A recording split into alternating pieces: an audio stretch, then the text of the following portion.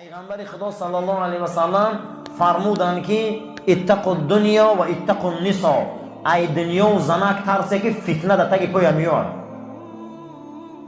نوح پیغمبر کی غم داد، یوسف پیغمبر کی بس رنگ بود، همه زنکا بودن. شما شوخی نفهمه. خداوند در قرآن انما الاموالکم و ازواجکم و اولادکم و اموالکم و ازواجکم فتنه لکم، زناتون، مالاتون، فرزنداتون فتنه هاتون هم میگه. شوخی نکنه این مسئله را. فتنه همینه که یک چیزی خوب بدور میکنن اینو. برای این پیغمبر گفت خدا لعنت کنه فتنه کنه. برای همین این فتنه چیزی بده. شما شوخی نفهمه. بسیاری همین دنیا، انا همین دنیا رو ایل رسول فتنه ها کرده گیم. ما مرده که فتنه گرم داریم، زنه که فتنه گرم داریم.